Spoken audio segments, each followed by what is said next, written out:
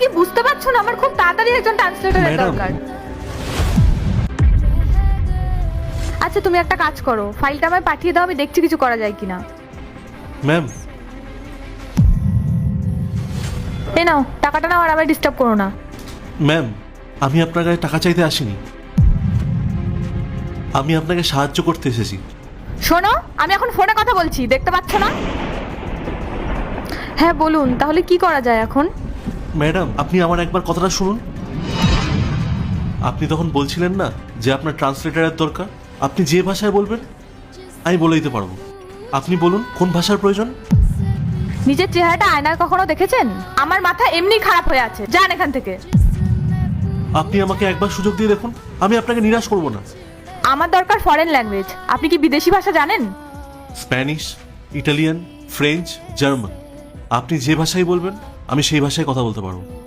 German ভাষা? হ্যাঁ German ভাষা। গুড মর্নিং মানে হলো গুড মর্নিং, আমি জার্মান ভাষা জানি। ওয়াও, আমার অত্যন্ত গুরুত্বপূর্ণ একজন ক্লায়েন্টের সঙ্গে মিটিং রয়েছে। জার্মান ভাষা জানাটা অত্যন্ত জরুরি। এই প্রজেক্টটা হাতছাড়া হয়ে গেলে আমার কোম্পানির অনেক বড় ক্ষতি হয়ে যাবে। কোনো সমস্যা নেই, আপনি আমাকে যেগুলো বাংলা ভাষায় বলবেন আমি সেইগুলোই ওনাদেরকে জার্মানি ভাষায় ট্রান্সলেট করে বলে দেবো, আর ওনারা যা যা বলবেন আপনাকে আমি বাংলা ভাষায় বুঝিয়ে দেবো। আচ্ছা ঠিক আছে, আমি কলটা কানেক্ট করছি।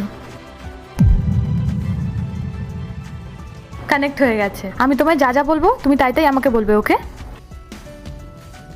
আসো।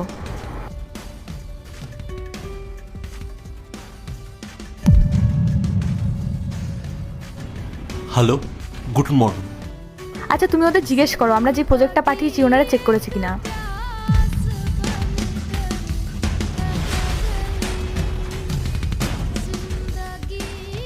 ম্যাম ওনারা বলছেন ওনাদের প্রজেক্টটা চেক করা হয়ে গেছে, ওনারা এখন বাজেট নিয়ে জানতে চান। তুমি ওদের বলো আমরা এই প্রজেক্টের জন্য সর্বোচ্চ $20,000 ইনভেস্ট করতে পারবো।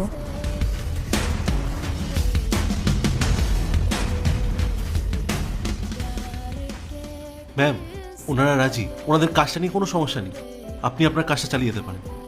বাহ দারুণ। আচ্ছা তুমি ওদের জিজ্ঞেস করো তো আমরা কাজটা কবে থেকে শুরু করতে পারি।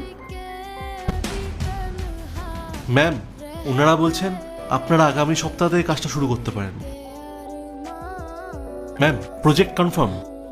অনেক ধন্যবাদ তোমাকে, তুমি যে উপকার করলে ভাষায় প্রকাশ করা যাবে না।